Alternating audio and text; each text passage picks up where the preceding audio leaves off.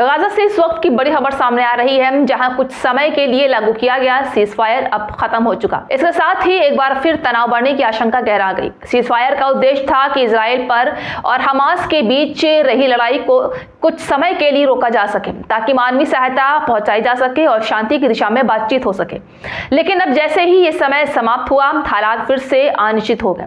Israel की ओर से संकेत मिले कि अगर हालात नहीं सुधरे तो सैन्य कार्रवाई दोबारा शुरू की जा सकती है। तो वहीं गाजा के अंदर आम लोग डर और असुरक्षा के माहौल में जी रहे हैं। वहां खाने पीने की चीजें, साफ पानी और दवाइयां की एक भारी कमी है, जिससे मानवीय संकट और गहरा गया है। इस बीच अंतर्राष्ट्रीय स्तर पर भी चिंता बढ़ गई है। कई देश और संगठन दोनों पक्षों से संयम बरतने और बातचीत के जरिए समाधान निकालने की अपील कर रहे हैं, लेकिन जमीन पर हालात अभी भी तनावपूर्ण बने हुए हैं। आपको बता दें कि अगर जल्द ही कोई नई सहमति या समझौता नहीं हुआ तो संघर्ष और तेज हो सकता है, जिसका सबसे ज्यादा नुकसान आम नागरिकों को उठाना पड़ेगा। गाजा में पहले ही हजारों लोग अपने घर छोड़ने को मजबूर हो चुके हैं और अस्पतालों पर भारी दबाव है। बच्चे और महिलाओं की स्थिति विशेष रूप से चिंताजनक बताई जा रही है।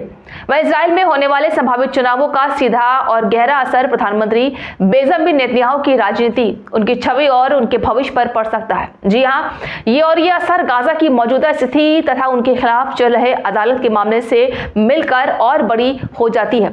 इस समय नेतन्याहू एक बेहद जटिल स्थिति में है। एक तरफ गाजा में संघर्ष, सुरक्षा का दबाव है और दूसरी तरफ देश के अंदर राजनीति, अस्थिरता और कानूनी चुनौतियां।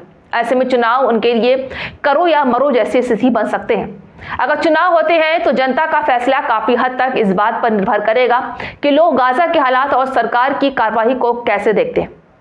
अगर जनता को लगता है कि नेतन्याहू ने देश की सुरक्षा मजबूत की है और सख्त फैसले लेकर इजराइल को सुरक्षित रखा है, तो उन्हें फायदा मिल सकता है और उनकी सत्ता बरकरार रह सकती है। लेकिन अगर लोगों को लगता है कि हालात बिगड़े हैं, युद्ध लंबा खिंच गया है या आम नागरिकों को अनावश्यक नुकसान हुआ है, तो ये उनके खिलाफ जा सकता है। इसके साथ ही नेतन्याहू पर चल रहे भ्रष्टाचार और धोखाधड़ी के मामले भी चुनाव में बड़ा मुद्दा बन सकते हैं। विपक्ष इन आरोपों को जोर शोर से उठाएगा और ये दिखाने की कोशिश करेगा कि देश को ऐसा नेता की जरूरत नहीं है जिस पर कोई कानूनी दाग ना हो। इसके साथ ही नेतन्याहू पर चल रहे भ्रष्टाचार और धोखाधड़ी के मामले भी चुनाव में बड़ा मुद्दा बन सकते हैं। विपक्ष इन आरोपों को जोर शोर से उठाएगा और ये दिखाने की कोशिश करेगा कि देश को ऐसे नेता की जरूरत है जिस पर कोई कानूनी दाग ना हो।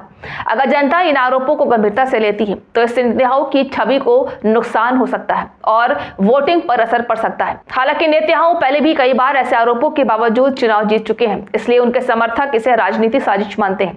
वहीं गाजा का मुद्दा भी चुनाव में केंद्रीय भूमिका निभाएगा। अगर चुनाव के समय तक हालात शांत हो जाते हैं या कोई नया सीज़फायर लागू हो जाता है तो नेतन्याहू इसे अपनी उपलब्धि के तौर पर पेश कर सकते हैं। लेकिन अगर हिंसा जारी रहती है, सैनिक हताहत होते हैं या अंतर्राष्ट्रीय दबाव बढ़ता है, तो ये उनकी सरकार की कमजोरी के रूप में देखा जा सकता है। अंतर्राष्ट्रीय स्तर पर भी इजराइल की छवि और दबाव का असर अंदरूनी राजनीति पर पड़ता है, क्योंकि इससे जनता का मूड प्रभावित होता है।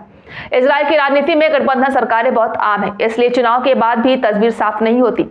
भले ही नेतन्याहू की पार्टी को सबसे ज्यादा सीटें मिले, फिर भी उन्हें सरकार बनाने के लिए सहयोगी दलों की जरूरत पड़ेगी। अगर उनके सहयोगी कमजोर पड़ते हैं या साथ छोड़ देते हैं तो उनकी सत्ता खतरे में आ सकती है। दूसरी ओर अगर विपक्ष दल एकजुट हो जाते हैं तो नेतन्याहू को सत्ता से बाहर कर सकते हैं। कुल मिलाकर आने वाले चुनाव बेंजामिन नेतन्याहू के लिए बेहद निर्णायक साबित हो सकते हैं। ये सिर्फ एक चुनाव नहीं होगा, बल्कि इसमें उनकी राजनीतिक विरासत, कानूनी लड़ाई और देश की सुरक्षा से जुड़ी नीतियां और एक साथ दाव रखेंगी। जी हाँ, गाजा की स्थिति, अदालत के केस और जनता का भरोसा, इन तीनों का संतुलन ही तय करेगा कि नेतन्याहू सत्ता में बने रहेंगे या इजराइल की राजनीति में एक बड़ा बदलाव देखने को मिलेगा।